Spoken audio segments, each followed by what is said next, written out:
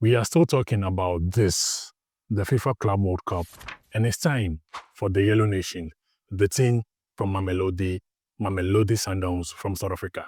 So I'll give you a deep preview, dive deep into the Sundowns team, and highlight very well their profile going into this elite Club World Cup competition.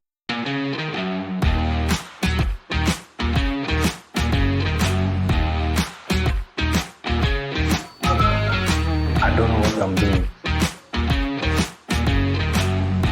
All right, so welcome back. My name is Dennis Siram. Thank you as always for being here. And let me get straight into the Sundowns team itself. So they qualified to this edition's FIFA Club World Cup via the club rankings. So they ranked as part of the top 4 teams in Africa and entered via that slots. Sundowns at this Club World Cup will be their second appearance. The first time was in 2016.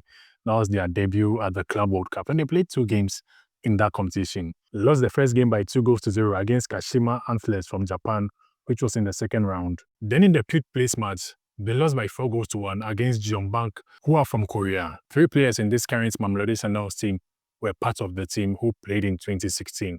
So one is the captain of the team, Themba Zwani. He was there in 2016. Also the veteran goalkeeper, Dennis Onyango now, he was also around in 2016. Then we had a young player, Tapelo Morena, back in 2016. And he's still now with the Sundowns team going into this FIFA Club World Cup. So apart from the 3 players I've mentioned, it's an entirely new team who have actually dominated football in South Africa because they've won the last 8 South African League titles. Total dominance with no team coming close to them. Unlike a team like Al Ahly, who made a lot of wholesale signings coming into this Club World Cup competition, well, Sundowns haven't signed anybody new. So the team they ended the season with will be the same team which will be carried into the FIFA Club World Cup. So more continuity, trusting the people who brought them here. But there are some notable absentees from the squad going to the Club World Cup. And first is this man, Tapelo Maseko, who just about a year ago was one of the biggest talents in South Africa. But after an injury, he has fallen down the pecking order and didn't make the team for the Club World Cup. There's also Lucas Suarez from Uruguay, who just a few weeks ago was a key player in the defense for Sundowns. But after making some consecutive errors, he has fallen way down the pecking order and didn't even make it into the team for the Club World Cup. Kubamelo Kodisang is also another player who didn't make the Sundowns team for the FIFA Club World Cup. He actually joined Sundowns at the start of last season from the Portuguese league, but he's been unable to break into the Mamelodi Sundowns setup. Really top team to break into, so he wasn't selected as part of the team going to this FIFA Club World Cup. However, for those selected going, there's a host of key stars, and let me highlight a few of them. First of all, with the captain of the team, Themba Zwani, who is a local hero, a cult hero in South Africa, and even in Pretoria itself, where the club is based, because he, after joining Sundowns in 2011, all his 14-year career has been spent playing with this same Sundowns team, except for 1 year where he spent on loan. His whole life has been Mamelodi Sundowns, and for all the achievements they've achieved in the last 14 years, a big and critical role in all of them. Being known as the master of the one-touch passes game, which somehow defines the philosophy of Sundowns, he is a big to how Sundowns play. But he's now at 35 years, and after recently returning from injury, he hasn't really played that much for the Sundowns team.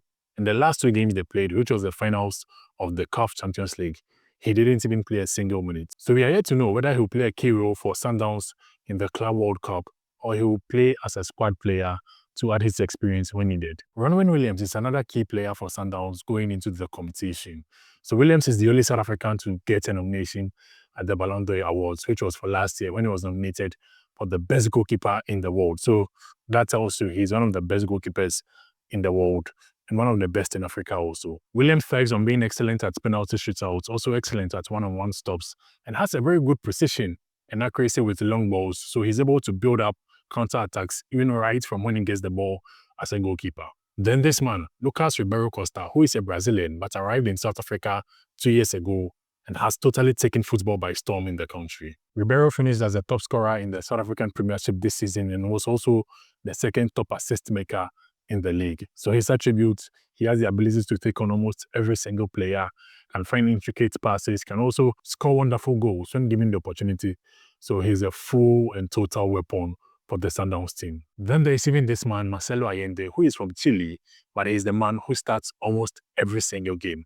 Very diminutive in nature, but his brain is probably bigger than everyone on the field. You find him dictating play from deep midfield, also controlling the tempo of the game by making some intelligent passes or intelligent runs, all to control the game right from midfield. The style of play of Sundowns is a team which thrives a lot in keeping and controlling the ball in possession.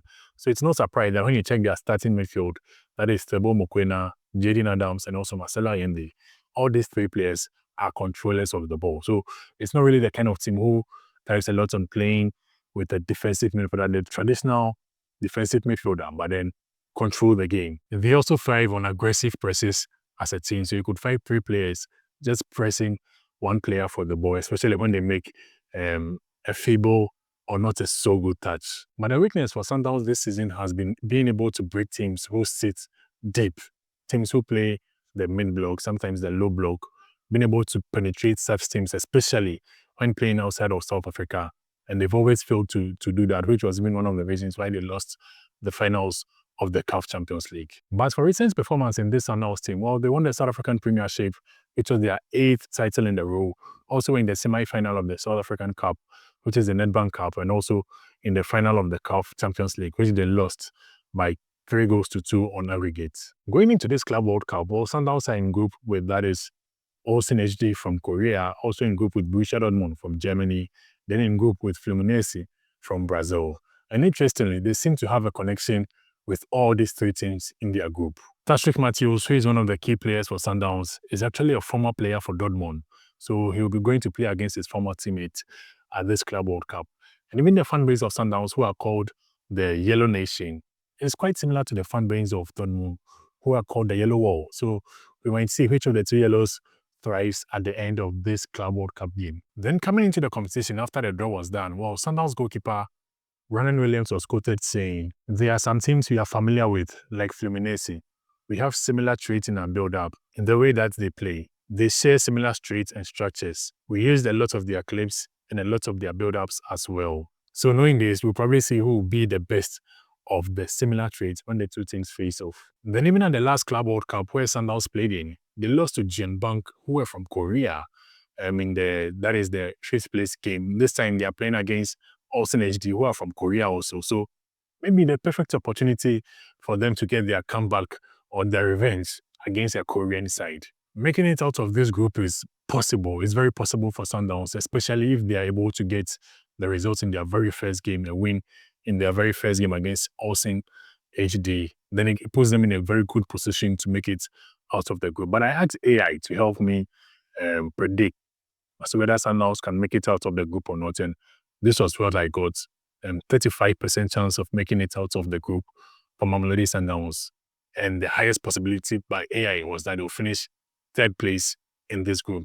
But that is only AI. Football is not played by computers or by algorithms. It's played on the pitch. So based on what you've seen and what you've watched, I want you to also tell me in the comment section, do you think Mamelodi Sundowns can make it out of this group at the FIFA Club World Cup?